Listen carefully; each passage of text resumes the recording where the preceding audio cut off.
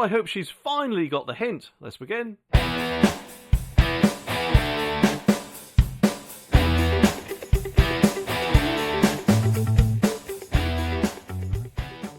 it appears that Shamima Begum has finally been told to go sit and swivel if she even thinks that she's got any entitlement to come back to the UK at all. And that's about time too, in my opinion. I mean, we've all heard people interview her over the years and saying that she's changed or whatever other crap like that, but just remember, this is a woman. Admittedly, she was 15 at the time, but let's face it, Greta Thunberg, who the lefties and woke brigade out there just seem to love. Oh, she's so intelligent, Greta Thunberg. Well, she was around about the same age, if I remember rightly, when she was spewing out all her eco crap. So if they're saying something like Greta Thunberg is quite grown up for her age, they can't have it both ways, can they?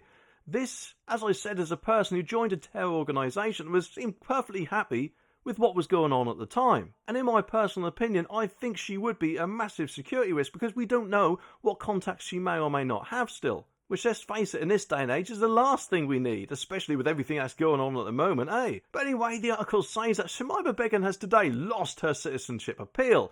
And Begum, who is 24, was stripped of her British status in 2019 on national security grounds and remains stuck in the war-ravaged country. Well, that's her own fault to begin with, isn't it? And whilst there are numerous TV documentaries out there of her in these sort of camps, more than likely saying, oh, but she's changed, it's all right.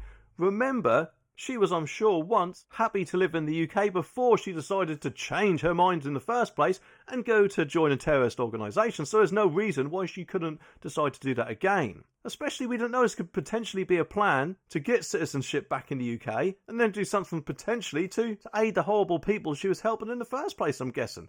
But anyway, the article continues and says, Begum has launched countless legal bids as she's attempts to claw her way back into Britain and 9 years after she fled, but she has lost every step of the way as courts ruled in favour of the Home Office, who believe she is a threat to security. And personally, yeah, I think she is, and anyone who doesn't think she is might need their head examined, in my opinion. And obviously, after top judges at the Court of Appeal today ruled this conclusion was lawful and dismissed her latest appeal. And this means obviously that Begum will now remain in Syria with no chance of returning to the UK, although there is just one problem. Apparently that's not the end of it. It just seems she's allowed to put in more appeals after appeals, it appears, which unfortunately could change the outcome. So what's the whole point in continually letting her have appeals? It just seems until she's told something like, I'm sorry, but this is the end, there are no more appeals. That's all she's just going to do, isn't it? Keep appealing. And who knows, perhaps if Keir Starmer gets in and all the woke lefties out there, then she might unfortunately potentially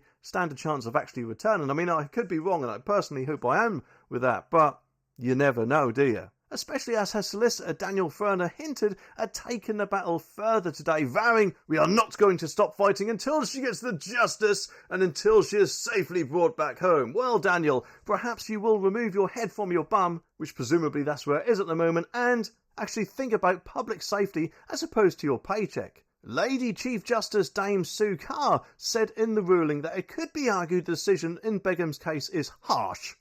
But I pointed out it could also be said she is the author of her own misfortune, which obviously she is, isn't she? In my opinion, anyway. The judge said it is not up to the court to agree or disagree with this point of view, adding its only task is to assess whether the deprivation decision was unlawful.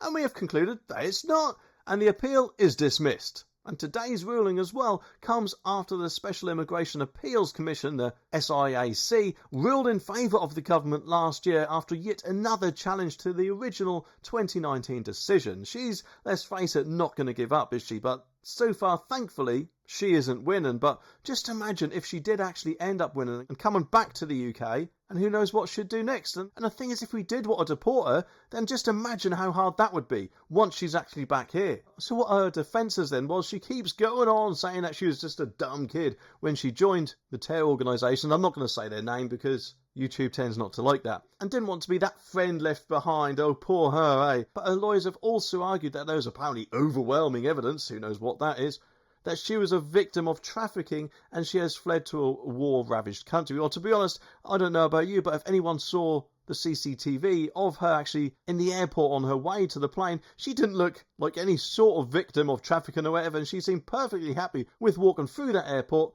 and not doing anything like running or screaming or anything of the sort to try and get away. So, if anything, in my opinion, she keeps trying to put all these sympathy videos out there to basically overturn the decision and come back. But let's face it, Shamima, you're not trying to win Britain's Got Talent, are you? So those sympathy votes ain't going to count, I'm afraid. Well, if the judges have got any sense anyway.